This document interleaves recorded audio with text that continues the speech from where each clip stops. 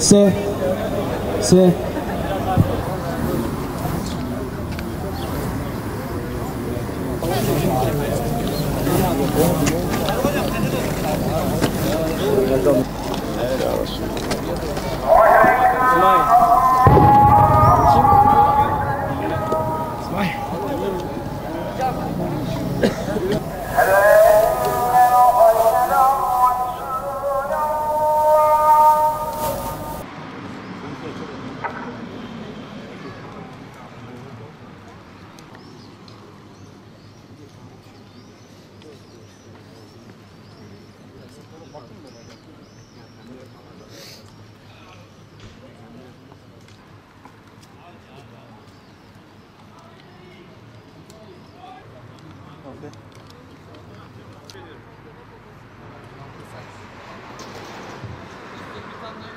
Elhamdülillah, elhamdülillahillezî et'amena ve sefâna ve cealena minel muslimin.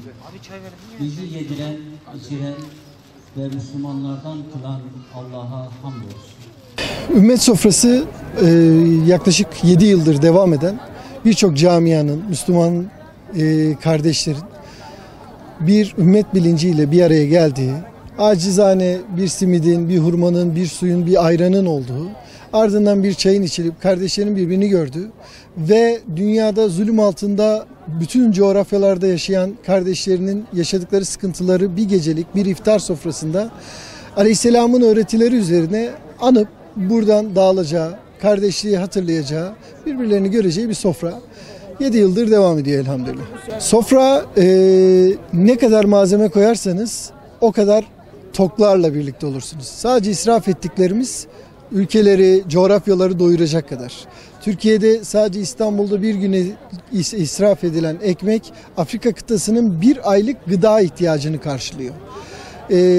Biz en azından Ramazan'ın gerçek bilincini kalbimizde hissedelim diye daha sade, daha kuru ve gerçekten her gün yediklerimizin fazlasıyla hakkını ödeyemeyeceğimiz bol bol olduğu bir yerde bir gün gerçekten sade bir sofrada kardeşlerimizi anlamaya çalışıyoruz. Ümmet sofrası, İHA bu sofrayı kuruyor ancak bu sofrada ümmetin birçok temsilcisi, birçok STK'nın temsilcisi, birçok STK'ya gönül vermiş kardeşimiz var. Müslüman bir camia, hiçbir hedef yok, hiçbir başı Müslümanların dertlerinin dışında hiçbir hedef yok. Tek hedef kardeşlik ve tekrar Müslüman coğrafyalarda kardeşlerin yaşadığı sıkıntıları anmak. O yüzden ümmet ve sadece ümmet. Öncelikle Ramazanınızı tebrik ediyorum. Başı rahmet, ortası mağfiret, sonu da cehennem azabından kurtuluş olan bu Ramazanımızı tebrik ediyorum. Hayırlara vesile olmasını diliyorum. İHA İnsani Yardım Vakfı'nın Gaziantep temsilciliğinin düzenlemiş olduğu ümmet iftarlarını bugün birlikte gerçekleştirdik. Katkı sunan, organizasyonda emeğe geçen bütün kardeşlerimize teşekkür ediyorum. Allah razı olsun. Komşusu açken tok yatan bizden değil kültürüyle bugün burada gelen kardeşlerimize ben çok teşekkür ediyorum. Dünyaya bir mesaj verdik aslında. Kardeşlerimizin özellikle Afrika'da, Yemen'de, Arakan'da, Suriye'de onlar da buna benzer iftarlarla iftar açıyorlar. Kardeşlerimizin yaşadığı duyguları bizler de bugün birlikte hissetmiş olduk. Ümmetin ümmet iftarında bir farkındalık oluşturuldu. Bu yediğimiz simidi, ayranı ve hurmayı Arakan'daki, Suriye'deki, Filistin'deki kardeşlerimiz yeri geliyor ulaşamıyorlar. Bizim İslam aleminde bir araya gelmemiz için, İttihad-ı İslam için biz buraya geldik. Bu genç kardeşlerimizle birlikte ümmet iftarında bir arada bulunduk. Hazırlayan kardeşlerimizden tekrar Allah razı olsun. Teşekkür ediyoruz. Rabbim İslam alemini muvaffak eylesin, muzaffer eylesin. Bu İslami sivil toplum kuruluşlarının her yıl düzenlemiş olduğu bir ümmet iftarıymış. Bizi de davet ettiler. Bu vesileyle biz de diğer Müslüman coğrafyadaki kardeşlerimizin halinden bir nebze olsun hani onlara bir empati kurabilmek için katılım gösterdik.